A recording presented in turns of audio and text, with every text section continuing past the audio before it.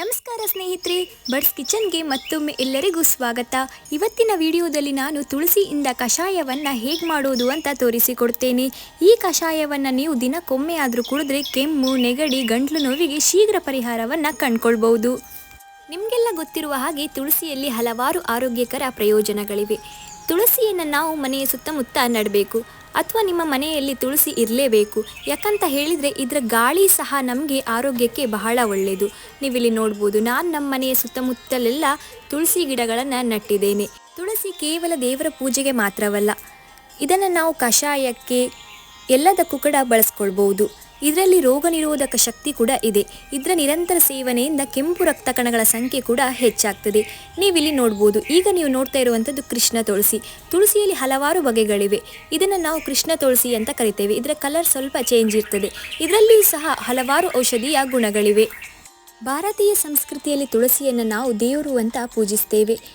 ತುಳಸಿಯನ್ನು ನಾನು ಆಗಾಗ ಮಾಲೆ ಮಾಡಿ ದೇವರಿಗೆ ಹಾಕ್ತೀನಿ. ಅಷ್ಟೇ ಅಲ್ಲ, ನಾವು ಇದರ ಎಲೆಗಳನ್ನು ದಿನಕ್ಕೆ ಒಮ್ಮೆ ತಿನ್ನೋದ್ರಿಂದ ಹಲವಾರು ರೋಗಗಳಿಗೆ ಇದು ರಾಮಬಾಣವಾಗಿದೆ. ದಿನ ಒಂದು ಎಲೆ ತೊಳೆದು ತಿಂದರೆ ಸಾಕು.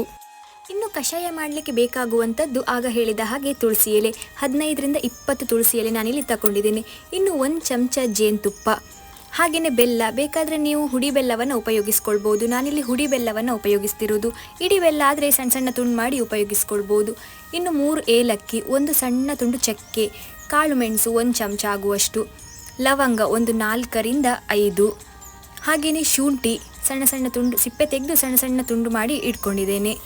ಕಷಾಯವನ್ನು ಹೇಗೆ ಮಾಡೋದು ಅಂತ ನೋಡೋಕ್ಕಿಂತ ಮುಂಚೆ ನೀವಿನ್ನು ನನ್ನ ಚಾನಲ್ಗೆ ಸಬ್ಸ್ಕ್ರೈಬ್ ಆಗದೇ ಇದ್ದಲ್ಲಿ ದಯವಿಟ್ಟು ಸಬ್ಸ್ಕ್ರೈಬ್ ಮಾಡಿಕೊಳ್ಳಿ, ಸಪೋರ್ಟ್ ಮಾಡಿ.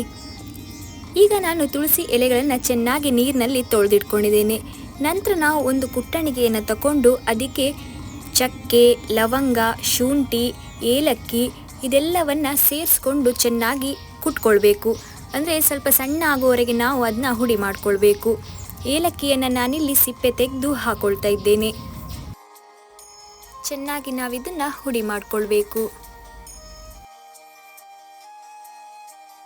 ನೋಡಿ, ನಾವು ಜಜ್ಜಿ ಹುಡಿ ಮಾಡಿರುವಂಥದ್ದು ಇಷ್ಟು ಸಣ್ಣ ಆಗಿದೆ. ಇದನ್ನು ನಾನೀಗ ಒಂದು ಪ್ಲೇಟ್ನಲ್ಲಿ ತೆಗೆದಿಟ್ಕೊಳ್ತೇನೆ.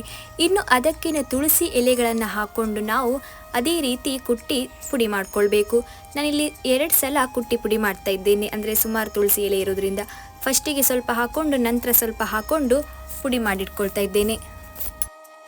ಇನ್ನು ನಾನಿಲ್ಲಿ ಸ್ಟವ್ ಮೇಲೆ ಒಂದು ಪಾತ್ರವನ್ನು ಇಟ್ಟು ಅದಕ್ಕೆ 3 ಲೋಟ ಆಗುವಷ್ಟು ನೀರನ್ನು ಹಾಕ್ತಾ ಇದ್ದೇನೆ. ನಾನಿಲ್ಲಿ 3 ಜನಕ್ಕಾಗುವ ಲೆಕ್ಕದಲ್ಲಿ ಮಾಡ್ತಾ ಇದ್ದೇನೆ. ಹಾಗಾಗಿ 3 ಲೋಟ ಆಗುವಷ್ಟು ನೀರನ್ನು ಹಾಕ್ಕೊಳ್ತಾ ಇದ್ದೇನೆ.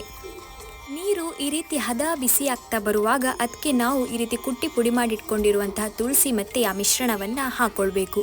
ಹಾಕಿ ಇದನ್ನ ನಾವು ಚೆನ್ನಾಗಿ ಕುದಿಸಬೇಕು. ಒಂದು 5ರಿಂದ 10 ನಿಮಿಷಗಳ ಕಾಲ ಕುದಿಸಬೇಕು. ಈಗ ನಾನು ಇದಕ್ಕೆ 1.5 ಟೇಬಲ್ ಸ್ಪೂನ್ ಆಗುವಷ್ಟು ಬೆಲ್ಲದ ಹುಡಿಯನ್ನು ಹಾಗೆ 1 ಚಮಚ ಆಗುವಷ್ಟು ಜೇನುತುಪ್ಪವನ್ನು ಬೆರೆಸಿದ್ದೇನೆ. ನಿಮಗೆ ಸಿಹಿ ಹೇಗೆ ಬೇಕೋ ಹಾಗೆ, ಬೆಲ್ಲ ಬೇಕಾದರೆ ನೀವು ಇಲ್ಲಿ ಜಾಸ್ತಿ ಅಥವಾ ಕಡಿಮೆ ಹಾಕ್ಕೊಳ್ಬೋದು. ಇದನ್ನು ನಾನಿನ್ನು ಚೆನ್ನಾಗಿ ಕುದಿಸಬೇಕು. ಒಂದು 5ರಿಂದ 10 ನಿಮಿಷಗಳ ಕಾಲ ನೀವು ಚೆನ್ನಾಗಿ ಕುದಿಸ್ಕೊಳ್ಬೇಕು. ನೀರಿನ ಮಟ್ಟ ಸ್ವಲ್ಪ ಕಮ್ಮಿ ಆಗಬೇಕು, ಅಲ್ಲಿವರೆಗೆ ನಾವು ಕುದಿಸ್ಕೊಳ್ಬೇಕು. ಚೆನ್ನಾಗಿ ಕುದ್ದ ನಂತರ ನಾನು ಇದನ್ನು ತೆಗೆದು ಸೋಸಿಕೊಳ್ಬೇಕು. ಈ ರೀತಿ ನಾವಿದನ್ನು ಸೋಸಿಕೊಂಡು ನಂತರ ಬಿಸಿ ಇರುವಾಗಲೇ ನೀವು ಇದನ್ನು ಸೇವನೆ ಮಾಡಿ. ದಿನಕ್ಕೆ ನೀವು ಇದನ್ನು 1 ಸಲ ತಗೊಂಡ್ರೂ ಸಾಕಾಗ್ತದೆ. 1 ವಾರದಲ್ಲಿ ನಿಮ್ಮ ಕೆಮ್ಮ, ಗಂಟ್ಲು ನೋವು, ಶೀತ ಎಲ್ಲನೂ ಕಮ್ಮಿ ಆಗ್ತದೆ. 1 ಸಲ ಟ್ರೈ ಮಾಡಿ.